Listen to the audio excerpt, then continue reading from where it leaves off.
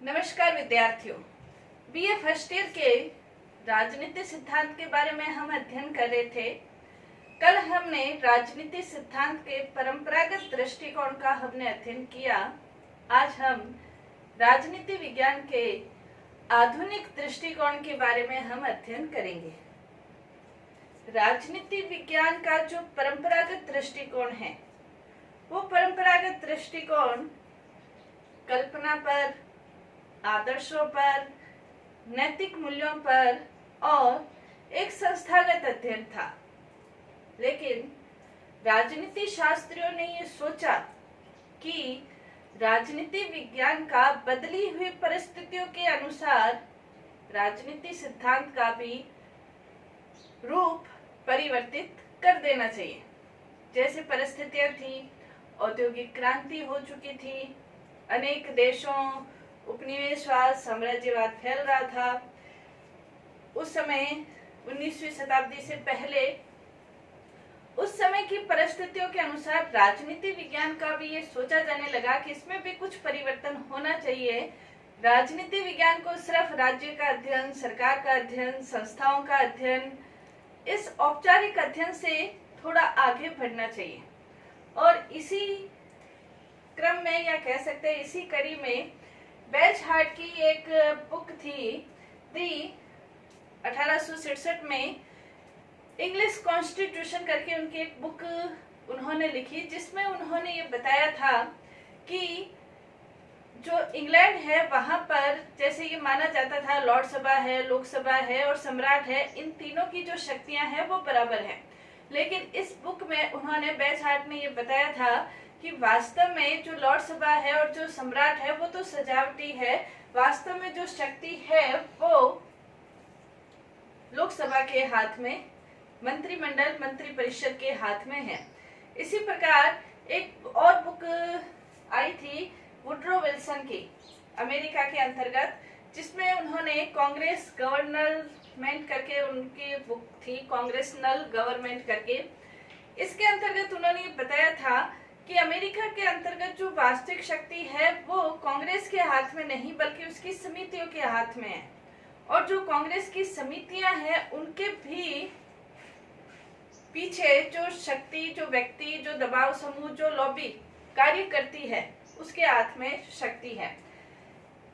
James Bryce की भी एक बुक आई थी अमेरिकन कॉमनवेल्थ करके, तो इसके अंतर्गत भी उन्होंने राजनीति सिद्धांत के ऊपर तथ्यों पर जोर दिया। आधुनिक दृष्टिकोण के अंतर्गत ये जो बुक्स थी, बेजहार्ट की, ब्राइस की, वुड्रो विल्सन की, ये जो बुक्स थी, ये एक कदम कह सकते हैं कि अब जो राजनीति सिद्धांत है वो आधुनिकता की ओर कदम बढ़ा रहा था। आधुनिक राजनीति सिद्धांत के अंतर्गत जो अमेरिका के राजनीतिक वैज्ञानिक अपन कह सकते हैं, उन्होंने बहुत बड़ा योगदान दिया। 1905 में अमेरिका के अंतर्गत पॉलिटिकल साइंस एसोसिएशन की स्थापना हुई थी और उसके बाद व्यवहारवाद शुरू हुआ। उसके बाद अनेक विद्वानों ने इस आधुनिक राजनीति सिद्धांत के अंतर्गत अपने महत्व 1905 के बाद अमेरिकन पॉलिटिकल साइंस एसोसिएशन की स्थापना के बाद जो राजनीतिक दृष्टिकोण है वो आधुनिकता की ओर अपने कदम बढ़ाने लगा था। और इसी सिलसिले में ब्राइस है, बेंटले है, लॉवेल है, कैटलिन है, ये अनेक विचारकों ने इस पर अपना महत्वपूर्ण योगदान दिया था। जैसे चार्ल्स मैरियम है, चार्ल्स मैरियम ने व्यवहारवाद के उदय में अपना महत्वपूर्ण योगदान दिया था। आधुनिक राजनीति सिद्धांत को यदि मोटे तौर पर हम देखें तो दो भागों में विभाजित कर सकते हैं। 1945 से 1970, 1945 से 1970 और 1970 से अब तक का काल जो है वो आधुनिक दृष्टिकोण की कह सकते हैं कि आधुनिक दृष्टिकोण की दृष्टि से महत्वपूर्ण स्थान रखता है। 1945 से 1970 तक का जो काल है वो व्यवहारवाद से संबंधित है, जहां पर राजनीति वैज्ञानिकों ने तथ्यों के ऊपर बहुत ज्यादा जोर दिया। और 1970 के बाद जब उनको ये लगा कि खाली तथ्यों से सामाजिक समस्याएं, आर्थिक समस्याएं, राजनीतिक समस्याएं, मानवीय समस्याओं का समाधान संभव नहीं है, इसलिए 1970 के बाद का काल उन्होंने वास्तविक समस्याओं के समाधान की ओर लगाया। तो इन दोनों का जो विशेषताएं हैं वो आधुनिक दृष्टिकोण की विशेषताएं हम कह सकते हैं। तो आधुनिक राजनीति सिद्धांत जो है वो संस्थागत अध्ययन के बजाय वैज्ञानिक अध्ययन पर जोर देता है, शक्ति पर जोर देता है, मानवीय क्रियाओं पर जोर देता है और अंतः अनुशासनात्मक सिद्धांतों पर जोर देता है। इन्हीं विशेषताओं के अनुरूप आधुनिक राजनीति सिद्धांत है जिसका हम अध्ययन आज करेंगे। इसकी विशेषताओं का हम अध्ययन करेंगे। जैसे आधुनिक राजनीति सिद्धांत की पहली विशेषता हम कह सकते हैं कि वैज्ञानिकता। इसकी आधुनिक राजनीति सिद्धांत की पहली विशेषता वैज्ञानिकता का मतलब ये है कि अब जो राजनीतिक वैज्ञानिक है वो अपना जो अध्ययन है वो अध्ययन वैज्ञानिकता के संदर्भ में करते हैं। यानी कि जो भी सिद्धांत, जो भी तथ्य, जो भी घटनाएं, जो भी समस्याएं वो अपने अध्ययन में शामिल करते हैं उनका कहीं न कहीं वैज्ञानिक स्वरूप होता है और उसका जो जांच है वो सिर्फ अपनी कल्पना के आधार पर या अपने जो सोच है उसके आधार पर ही वो घटनाओं का दिग्दर्शन नहीं करते या घटनाओं का उल्लेख नहीं करते, बल्कि उसके लिए जैसे गणितीय प्रतिरूप है, मॉडल प्रतिरूप है, प्रतिदर्श प्रतिरूप है, सांख्यिकी है, प्रश्नावली है, साक्षात्कार है, सैंपल है, इन सब का अपने अध्ययन पद्धतियों में उल्लेख करते हैं और उसके बाद वो सिद्धांत निर्माण की ओर अग्रसर होते हैं। यानी कि वो अपने अध्ययन के अंतर्गत इन सभी वैज्ञानिक पद्धतियों का उल्लेख करते हैं। जैसे इसके अंतर जैसे मान लो कोई समस्या है तो उस समस्या के संदर्भ में सिर्फ उन्होंने सोचा नहीं कि कोई समस्या है। जैसे मान लो गरीबी है तो गरीबी के बारे में उन्होंने सोचा नहीं कि वर्तमान समय गरीबी है तो गरीबी का क्या, तो उसका पूरा उल्लेख, उसका पूरे आंकड़े, उसकी पूरी सांख्यिकी, उसका सारे उल्लेख वो अपने अध्ययन के अंतर्गत करते हैं। तो वैज्ञानिक पद्धतियां जो परंपरागत राजनीति विज्ञान के अंतर्गत जैसे वैज्ञानिक पद्धतियों का उल्लेख नहीं होता था, ऐतिहासिक पद्धति का उल्लेख हो गया, विश्लेषणात्मक पद्धति का उल्लेख हो गया, आदर्शात्मक पद्धति का उल्लेख हो गया। तो अब जो आधुनिक दृष्टिकोण है उसमें वैज्ञानिक पद्धति का भी उल्लेख समाहित या उल्लेख कह सकते हैं, वैज्ञानिक पद्धतियों को भी वो अपने अध्ययन में समाहित करने लगे थे। दूसरा, आधुनिक दृष्टिकोण की जो दूसरी विशेषता है वो अध्ययन मुक्त है। अध्ययन मुक्त का यहाँ पे मतलब ये है कि जो राजनीति विज्ञान का जो क्षेत्र था वो क्षेत्र राजनीति तक ही सीमित नहीं रहा, बल्कि अब राजनीतिक वैज्ञानिकों को जहां से भी अपना अध्ययन की विषय वस्तु प्राप्त होती वो वहां से वो विषय वस्तु का अध्ययन कर लेते। इसके लिए कोई जरूरी नहीं है कि उनको सिर्फ राजनीतिक क्षेत्र में ही वो विषय वस्तु प्राप्त हो। मतलब ये नहीं कि सरकार के संदर्भ में ही वो अध्ययन करे, राज्य के संदर्भ में ही करे, कानून के संदर्भ में ही करे, ये नहीं था, बल्कि जहां से भी व्यक्तियों के आपसी व्यवहार से संबंधित यदि उनको कोई तथ्य मिलते हो, किसी सामाजिक व्यवस्था के अंतर्गत उनको कोई तथ्य मिलते हो, जाति की दृष्टि से, धर्म की दृष्टि से, एनजीओ की दृष्टि से, मानवीय व्यवहार की दृष्टि से, मानवीय क्रियाओं की दृष्टि से, आर्थिक रूप से, सामाजिक रूप से, सांस्कृतिक रूप से, जहां से भी उनको अध्ययन की सामग्री प्राप्त होती वो अपने अध्ययन में शामिल करते। यानी कि अब राजनीति विज्ञान के अंतर्गत जो अध्ययन की सीमा है वो सीमा कि इसी विषयों तक हम अध्ययन करेंगे वो सीमा खत्म हो गई थी। यानी कि उनका अध्ययन मुक्त हर क्षेत्र से वो अपने अध्ययन की सामग्री प्राप्त कर रहे थे और उसका अध्ययन कर रहे थे। तीसरा, इसके अंतर्गत हम कह सकते हैं मूल्य मुक्त अध्ययन। परंपरागत जो अध्ययन है वो मूल्यों पर आधारित अध्ययन है। यहाँ पर मूल्यों का दो दृष्टियों से हम अध्ययन कर सकते हैं। पहला ये कि जो परंपरागत दृष्टिकोण है वो नैतिकता पर, आदर्शों पर, मूल्यों पर, गुणों पर, इन पर ज्यादा जोर देते थे। लेकिन जो आधुनिक दृष्टिकोण है वो यथार्थ चीजें क्या है, वो ये नहीं देखते कि इस चीज में आदर्श क्या हो सकता है, वो ये देखते हैं कि यथार्थ क्या है, वर्तमान समय क्या यथार्थ है, जो कार्य हो रहे हैं, राजा जो कार्य कर रहा है या प्रधानमंत्री के जो कार्य है वो वास्तव में कार्य हो रहे हैं। वो ये नहीं देखते कि क्या होना चाहिए राजा को या क्या करना चाहिए, वो ये देखते हैं कि वर्तमान समय क्या कार्य है। तो यथार्थवादी अध्ययन करते हैं। दूसरा, इसके अंतर्गत जो परंपरावादी विद्वान है वो खुद के जो मूल्य हैं, खुद की जो विचारधारा है उसका प्रभाव उनके अध्ययन पर पड़ता था।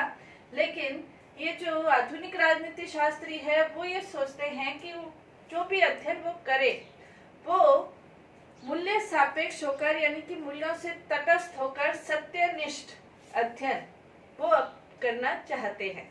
तो मूल्य मुक्त अध्ययन इसकी नेक्स्ट विशेषता हम कह सकते हैं। जैसे इसके अंतर्गत, मूल्य मुक्त के अंतर्गत ब्राइस ने अपने जो बुक है उसके अंतर्गत उन्होंने ये लिखा है कि सबसे आवश्यक तत्व है तथ्य, तथ्य और तथ्य। तो तथ्यों पर वो ज्यादा जोर देते हैं, मूल्यों पर जोर नहीं देते। जो मॉडर्न डेमोक्रेसी की उनकी बुक थी उसके अंतर्गत उन्होंने कहा है। नेक्स्ट है अंतः अनुशासनात्मक अध्ययन। अंतः अनुशासनात्मक अध्ययन का मतलब ये है कि जो आधुनिक राजनीति शास्त्री हैं वो अपना अध्ययन, क्योंकि कोई भी जो व्यक्ति है वो उसका इंडिविजुअल कोई व्यक्तित्व नहीं होता। एक व्यक्ति सामाजिक प्राणी भी है, तो राजनीतिक प्राणी भी है, तो मनोवैज्ञानिक प्राणी भी है, तो आर्थिक प्राणी भी है। यानी कि व्यक्ति के ऊपर मनोविज्ञान का, अर्थ का, समाज का, सबका प्रभाव व्यक्ति के ऊपर पड़ता है। तो हम सिर्फ राजनीतिक प्राणी मानकर उसका यदि अध्ययन करें तो उसके अध्ययन का एक पक्ष का ही हम अध्ययन कर पाते हैं। इसलिए आधुनिक जो राजनीति वैज्ञानिक है वो मानव को विभिन्न दूसरे विषयों के संदर्भ में भी उसका अध्ययन करना चाहते हैं। यानी कि राजनीति विज्ञान का अब मनोविज्ञान के साथ संबंध जोड़ते हुए अध्ययन करते हैं। राजनीति विज्ञान का अर्थशास्त्र के साथ, राजनीति विज्ञान का इतिहास के साथ, राजनीति विज्ञान का सामाजिक विज्ञान के साथ, यहाँ तक कि जीव विज्ञान के साथ भी वो अपना अध्ययन जीव विज्ञान के साथ और दूसरे जो वैज्ञानिक विषय हैं उनके साथ भी राजनीति विज्ञान को जोड़ते हुए अध्ययन करना चाहते हैं। तो इसे जब राजनीति विज्ञान का अध्ययन दूसरे सामाजिक विज्ञानों के साथ जोड़ते हुए अध्ययन किया जाए तो उसे अनुशासनात्मक अध्ययन कहते हैं। तो ये आधुनिक राजनीति सिद्धांत की एक महत्वपूर्ण विशेषता हम कह सकते हैं। इसके अलावा अब जो नया आधुनिक दृष्टिकोण है उसके अंतर्गत जो आधुनिक राजनीति सिद्धांत है उन्होंने अपनी पूर्णतया जो नई राजनीतिक शब्दावली है उसका भी विकास कर लिया है। अब ये नहीं है कि राज्य क्या है, सरकार क्या है, राजनीतिक दल क्या है, इसके अंतर्गत ही अध्ययन नहीं होता, बल्कि उन्होंने अपने अध्ययन के लिए एक नई शब्दावली का भी प्रयोग किया है। जैसे राजनीतिक विकास, राजनीतिक आधुनिकीकरण, राजनीतिक संस्कृति, राजनीतिक समाजीकरण, राजनीतिक विकास, इस तरह के अध्ययन की शब्दावलियों का प्रयोग वो अपने अध्ययन के अंतर्गत करते हैं। इन शब्दावलियों के माध्यम से ही, देखने से ही ये स्पष्ट होता है कि अब राजनीति विज्ञान का जो अध्ययन है वो औपचारिक और संस्थागत अध्ययन से आगे बढ़ चुका है। अब उन्होंने अपना जो अध्ययन है वो अन्य क्षेत्रों तक भी विकसित करने की दिशा में उन्होंने अपने कदम बढ़ा लिए हैं। तो नई शब्दावलियों का प्रयोग भी वो अपने राजनीति अध्ययन के अंतर्गत करते हैं, शक्ति का अध्ययन करते हैं, मानवीय क्रियाओं का अध्ययन करते हैं, निर्णय प्रक्रिया में किन किन बिंदुओं का योगदान रहता है उसका अध्ययन करते हैं, राजनीतिक व्यवस्था, राजनीतिक प्रक्रिया, इस तरह की शब्दावलियों का प्रयोग उनके अध्ययन के अंतर्गत हम देख सकते हैं। नेक्स्ट जो आधुनिक राजनीति दृष्टिकोण की विशेषता है वो है शोध और सिद्धांत में घनिष्ठ संबंध। शोध और सिद्धांत के अंतर्गत जो घनिष्ठ संबंध है, शोध और सिद्धांत में घनिष्ठ संबंध इसकी नेक्स्ट विशेषता है।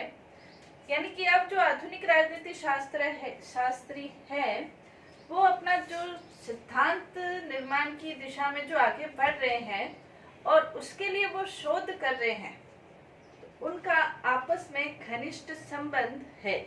ऐसे नहीं शोध तो वो कुछ और कर रहे हैं और उसका सिद्धांत वो कुछ और निर्धारित कर रहे हैं।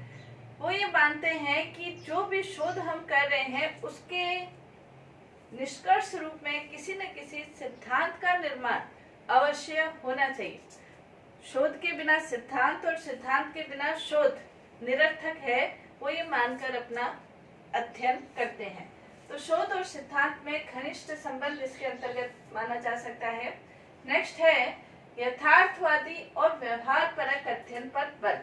इसके अंतर्गत जो ब्राइस की बुक है कॉमनवेल्थ, उन्होंने इस बुक के अंतर्गत ये कहा है कि अमेरिकन संस्थाओं को बिल्कुल वैसा ही चित्रित करना चाहिए जैसी कि वो है। यानी कि यथार्थवादी जैसी जो संस्थाएं हैं उनका अध्ययन बिल्कुल वैसा ही उसी रूप में अध्ययन करना, ये आधुनिक दृष्टिकोण की एक विशेषता है। क्या होना चाहिए, ऐसा होना चाहिए, कार्यपालिका को वैसा होना चाहिए, व्यवस्थापिका ऐसा होना चाहिए, इस पर वो जोर नहीं देते, बल्कि क्या है वास्तविक रूप में, क्या है जो शक्ति का स्रोत है वास्तविक रूप में कहाँ है, इसके ऊपर यथार्थवादी जो अध्ययन है उसके ऊपर आधुनिक राजनीति सिद्धांतवेता जोर देते हैं। और इसके अंतर्गत यथार्थवादी दृष्टिकोण के अंतर्गत बल देने के कारण ही राजनीतिक दलों का भी अध्ययन इसके अंतर्गत शामिल होता है। दबाव समूह का अध्ययन, राजनीतिक दल वास्तविक रूप में क्या कार्य कर रहे हैं, दबाव समूह का जो अध्ययन है वो भी इसमें शामिल होता है। जो निर्णय प्रक्रिया है, जो लोग हैं, मतदान है, चुनाव है, इन सब के ऊपर संचार प्रक्रिया का क्या प्रभाव पड़ता है, इसका अध्ययन भी इसके अंतर्गत शामिल होता है। इन सारी व्यवस्थाओं का अध्ययन करना यानी कि यथार्थपरक अध्ययन इसके अंतर्गत किया जाता है। नेक्स्ट इसके अंतर्गत है पद्धति विज्ञान। पद्धति विज्ञान का तात्पर्य ये है कि जो आधुनिक राजनीतिक सिद्धांतवेता है, राजनीति शास्त्री है, वो ये मानते हैं कि राजनीति विज्ञान को एक पद्धति विज्ञान का रूप प्रदान किया जाए। यानी कि अपने शोध के माध्यम से, अपने आंकड़ों के माध्यम से, अपने सांख्यिकी प्रतिरूप के माध्यम से, सैंपल के माध्यम से वो ये चाहते हैं कि कुछ ऐसे निष्कर्ष हम निकालें जो कि आगे आने वाले समय के अनुरूप भी इन निष्कर्षों का उपयोग किया जा सके। और उस पद्धति विज्ञान को बनाने के लिए वो अपने खुद के जो विचार हैं, खुद के जो भावनाएं हैं, उनको अलग रखते हुए निष्कर्ष जो निकालते हैं वो वास्तविक, सत्यनिष्ठ, वस्तुनिष्ठ और निष्पक्ष सिद्धांत निर्माण की ओर वो अग्रसर है, ताकि राजनीति विज्ञान को एक पद्धति विज्ञान के रूप में विकसित किया जा सके। नेक्स्ट इसकी विशेषता है अनुशासन की स्वायत्तता और विकास के प्रति जागरूकता। अनुशासन की स्वायत्तता, अनुशासन का यहाँ पे मतलब डिसिप्लिन नहीं, बल्कि यहाँ अनुशासन का मतलब विषय से संबंधित है कि राजनीति सिद्धांत जो विषय है उसको स्वायत्तता, उसकी स्वायत्तता के विकास की ओर अग्रसर किया जाए। यानी कि इस विषय को, राजनीति विज्ञान को एक व्यापक रूप से परिलक्षित किया जाए, व्यापक रूप से परिलक्षित किया जाए। यानी कि जो मानव की जो समस्याएं हैं उनके समाधान की दिशा में राजनीति विज्ञान अपना क्या योगदान दे सकता है, इसके ऊपर अध्ययन किया जाए और इसका विकास आगे, और उसका विकास जैसे 21वीं सदी आएगी उसमें क्या समस्याएं रहेगी आगे, और उसके जो विकास है उसकी ओर अग्रसर हो, उसके लिए ये जागरूक है। नेक्स्ट इसकी विशेषता है एक मौलिक सामाजिक विज्ञान के रूप में इसका उदय हो। आधुनिक राजनीतिक दृष्टिकोण का मौलिक सामाजिक विज्ञान यानी कि राजनीति विज्ञान अंतर अनुशासनात्मक है, मतलब इसके अंतर्गत मनोविज्ञान का, इतिहास का, समाजशास्त्र का, सबका अध्ययन करते हुए भी इसकी जो मौलिकता है वो इसकी बरकरार रहे। यानी कि राजनीति विज्ञान की खुद की जो विचारधाराएं हैं, खुद के आदर्श है, खुद के जो सिद्धांत निर्माण है, खुद के जो समाधान है, खुद के जो तथ्य हैं, वो स्वयं के एक सामाजिक विज्ञान के रूप में स्थापित रहे। यह आधुनिक राजनीति सिद्धांत की एक विशेषता है। नेक्स्ट है व्यापक समस्याओं का मूल्यांकन एवं समाधान। राजनीति वैज्ञानिक तथ्यों पर तो बहुत ज्यादा जोर देते हैं और सिद्धांत निर्माण की दिशा में भी आगे बढ़ रहे हैं। कुछ जो आधुनिक राजनीति सिद्धांत शास्त्री है, उन्होंने ये सोचा कि हम इतना अध्ययन कर रहे हैं, इतनी बुक्स लिख रहे हैं, पुस्तकों का निर्माण कर रहे हैं, लेकिन वर्तमान समय में जो मानव की समस्याएं हैं, जैसे परमाणु शस्त्रों का भय है, तृतीय विश्व युद्ध की भय है, या जैसे हम कह सकते हैं पर्यावरण प्रदूषण का भय है, जनसंख्या विस्फोट है, आतंकवाद है, ये विभिन्न भ्रष्टाचार है, ये विभिन्न प्रकार की समस्याएं मानव की समस्याएं हैं। कोई भी राजनीतिक संस्था या राजनीतिक शासन, उसको हम सफल नहीं कह सकते जब तक कि इस समस्याओं के समाधान की दिशा में वो आगे नहीं बढ़े। इसीलिए राजनीति शास्त्री वो ये मानते हैं कि आधुनिक जो दृष्टिकोण है उसका वास्तविक उपयोग तभी हो सकता है जब इस प्रकार की व्यापक समस्याओं के समाधान की दिशा में हम आगे बढ़े। तो ये आधुनिक राजनीति दृष्टिकोण की विशेषताएं हैं। धन्यवाद।